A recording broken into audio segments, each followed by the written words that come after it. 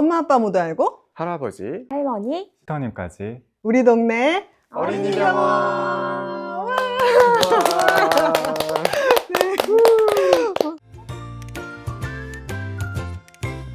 꼭 해야 하는 경우라고 볼 수 있겠습니다. 안녕하세요. 저는 소아청소년 정신건강의학과 전문의 박소영입니다. 안녕하세요. 소아정신과 전문의 조성우라고 합니다. 네, 안녕하세요. 저는 서울의료원 정신건강의학과 소아정신건강 발달 클리닉에서 근무하고 있는 고민수라고 합니다. 반갑습니다. 네, 안녕하세요. 저는 소아정신과 전문의 또 마음건축의원에서 많은 또 아이들 부모님들을 만나고 있는 김병욱입니다. 반갑습니다. ADHD는 약물 치료만 잘하면 다 좋아진다. 하나, 둘, 셋. 네. 이건 다 이견이 없는 것 같습니다. 그래서 사실 약만으로 해결하려는 것도 아니죠. 네, 통계적으로 연구 결과들에서 다 나와 있는 얘기들이니까요.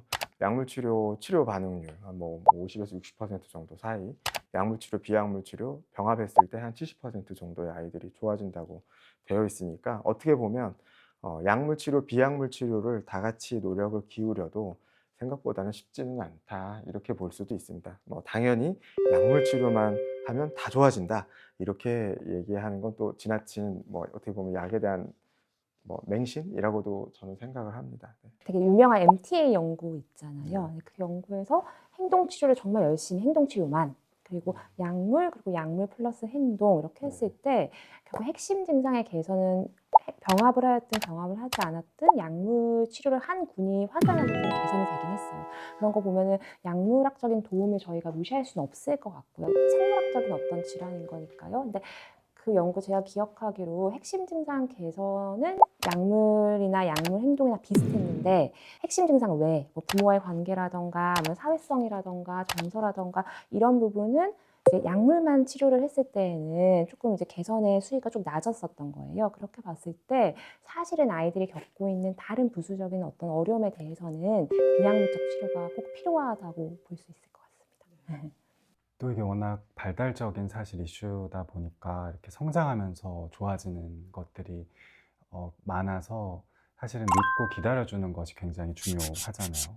근데 또 많은 경우에는 약을 먹었는데 변화가 없다.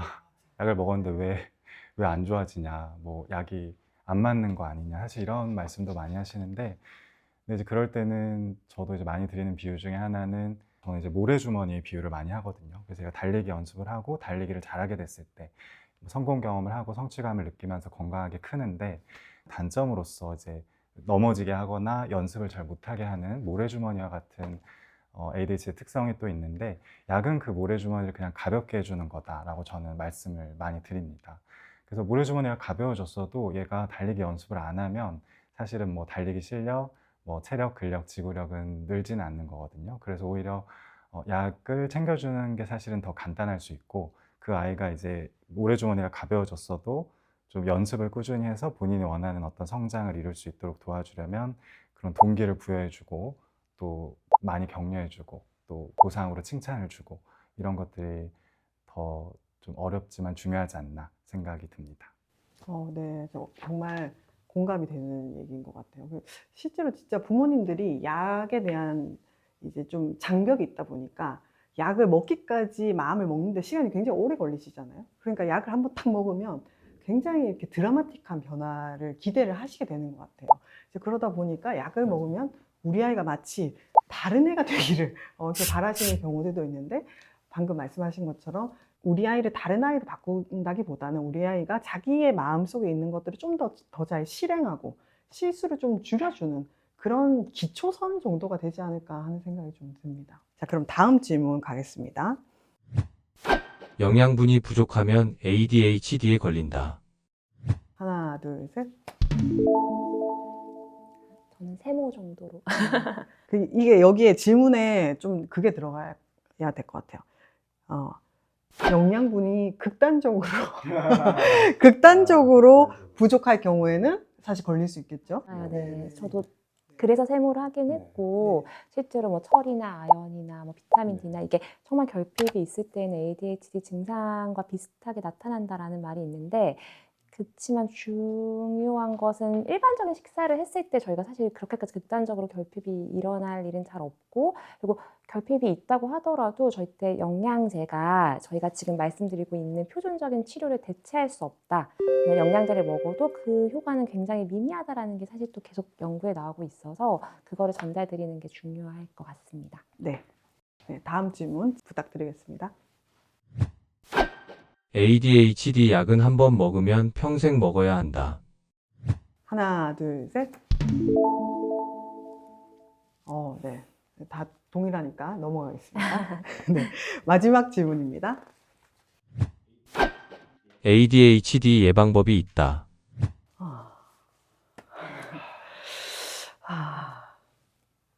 네. 하나, 둘, 셋. 알겠습니다. 사실은 ADHD가 뇌 신경과 계속 말씀드리지만 뇌 기능과 관련된 신경 발달 질환이라서, 그리고 어떤 예방을 하여서 ADHD가 발생하는 것을 막는 거는 사실은 저는 잘 모르겠어요. 그거는 가능할까? 뭐 가능하다면 너무 좋을 것 같고요 싶은데, 근데 이 ADHD 아이들이 정말 다 다른 모습이잖아요. 그래서 그 경과가 어떻게 나타나는지가 너무 달라서 그 경과를 조금 더 좋게 예방하는 방법들이 있고, 그게 바로 좀 비약물 치료나 부모 교육 아닐까라는 생각을 하여서 세부로 했습니다. 저는 이제 O로 했는데, 우리 이 ADHD의 특성을 가진 아이들이 노벨티 시킨 굉장히 높고, 상대적으로 함 오버도스는 굉장히 낮고, 그리고 즉각적인 보상에 굉장히 민감하게 반응하고, 이런 특성들을 가진 친구들이 꽤 많잖아요. 근데 이제 그런 아이가 이제 저희 집에 있거든요. 저희 집에 이제 있는데, 제가 보기에 저희 아이 같은 이제 자극 추구 성향이 높은 아이인 경우에는 이제 미디어에 노출이 됐을 때 그걸로 받는 영향이 굉장히 크다고 이제 느꼈습니다.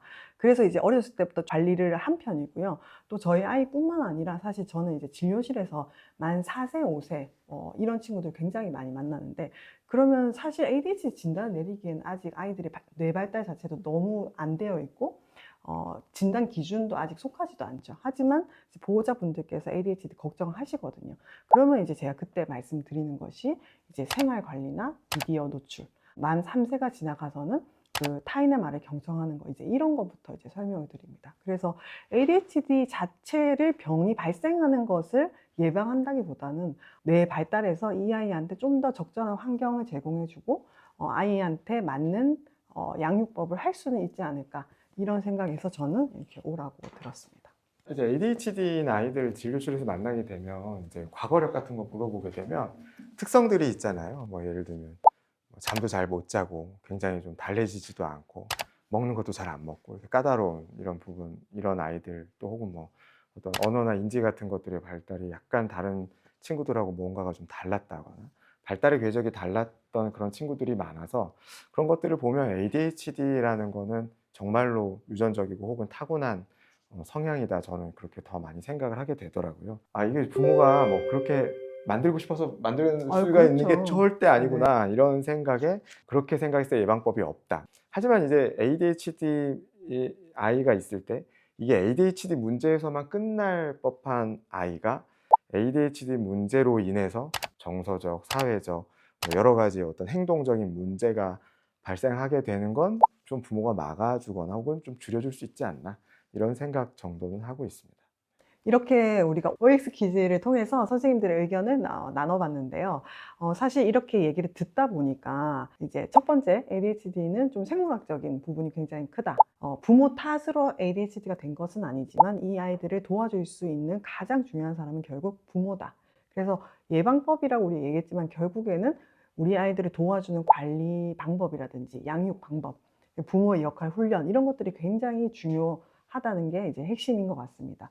여러 가지 연구에서도 아까 잠깐 언급이 나왔지만 약물 치료와 비약물 치료를 같이 병행하는 군에서 가장 ADHD 증상의 개선이나 삶의 질이 좋아진다, 이런 연구들은 굉장히 많은데, 그 비약물적 치료 중에서도 가장 1순위가, 가장 이제 핵심적인 치료가 부모 교육, 부모 역할 훈련이라고 나와 있습니다.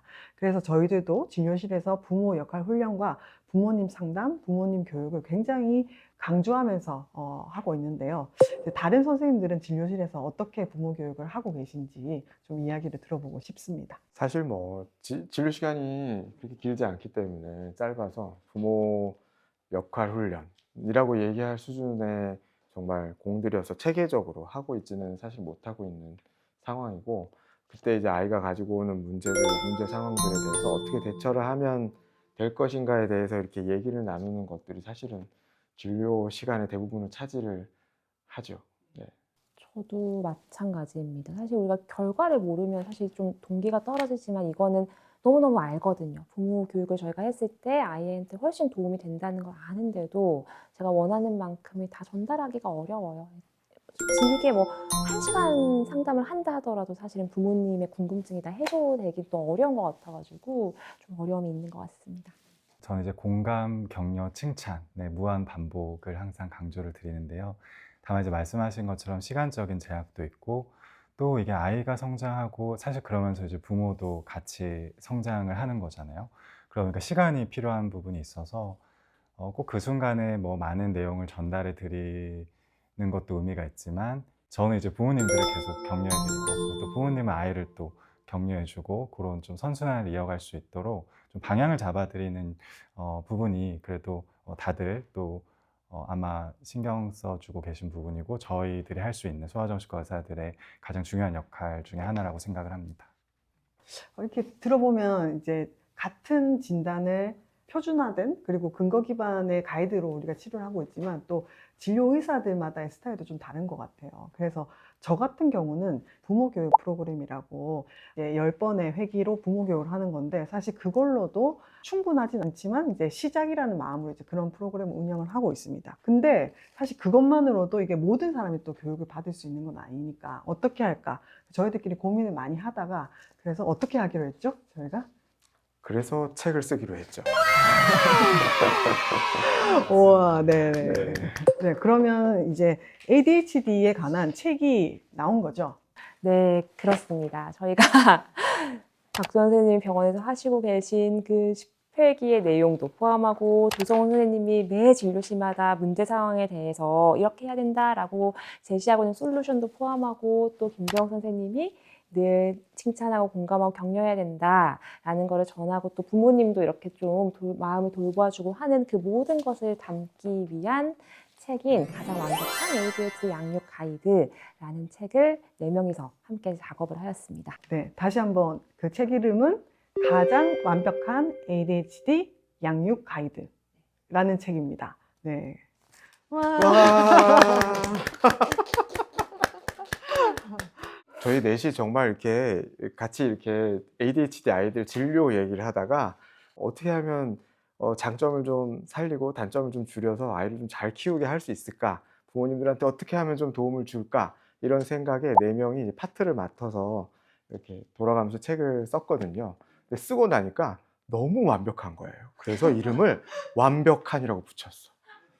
정말 웬만한 게 정말 모든 상황들, 대부분의 상황들이 다 들어가 있거든요. 그래서 아마 읽어보시면 정말 푹 빠지시게 될 겁니다.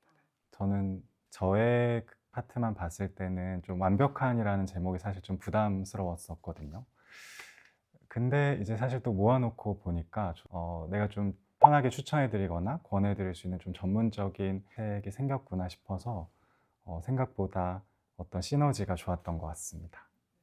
그래서 저는 이제 이 책이 저희가 마지막 교정을 할 즈음에는 빨리 나왔으면 좋겠다. 왜냐하면 진료실에서 나눠드리고 싶은 거예요. 왜냐하면 시간이 짧으니까 이 부분을 읽고 오시면 우리 다음에 더 얘기하자. 이렇게 하고 싶은 마음이 계속 들어가지고 이 책이 실제로 나오기를 한 2달 전부터는 계속 이제 기대를 하고 있었던 것 같습니다.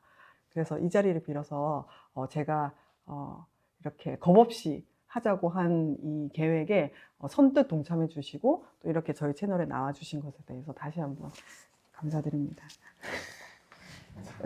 네, 그래서 이 책은 정말 실용적인 책으로 저희가 만들었고요. 저희가 실제로 임상에서 아이들을 만나고 있고 실제로 부모님들에게 진료실에서 하고 있는 얘기들을 정말 그대로 오히려 더 간결하면서 더 정확하게 옮겨놓은 책이기 때문에 정말 저도 자신 있게 저희 구독자분들이나 ADHD 아이를 둔 부모님들께 권유를 드리고 싶습니다.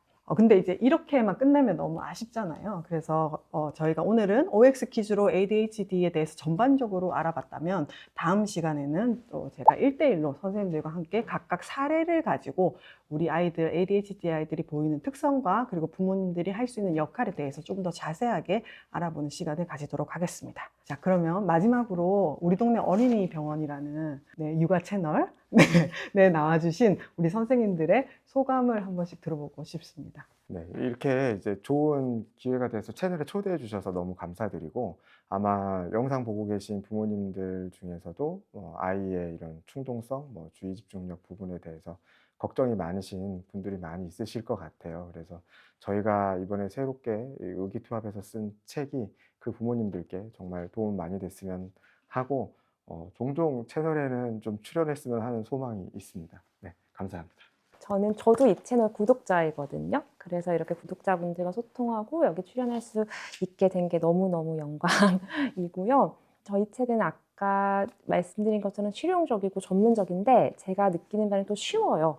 진짜 더 쉽게 볼 수 있을 거거든요. 그리고 ADHD 진단이 안 되었더라도 그냥 아이를 어떻게 키울지에 대해서 고민하시는 분들한테 도움이 될 것 같다는 생각이 들어요. 아이들을 키우는 게 특히 ADHD 진단을 받으면은 양육이 힘든가라는 거에 대해서 제가 조금 생각을 해봤는데, 근데 제가 진료실에서 아이들이 너무 귀여워하면 어머님들이 아유 선생님이 얘 예쁠 때만 봐서 그래요 라고 말은 하시지만 그때 어머님이 또 아이를 되게 사랑스러운 눈빛으로 보거든요. 그래서 사실은 또 아이들이 또 이렇게 발전해 나가고 또 조금은 또 장점들을 발휘해 나가고 하는 그 경험들이 되게 뿌듯하실 거라서요. 그런 경험들을 계속 함께 하기를 바라겠습니다. 네. 네, 아마 꼭 ADHD라는 걸 떠나서도 아이의 어떤 건강한 성장에 관심이 많은 분들이 영상을 보고 계실 것 같은데요.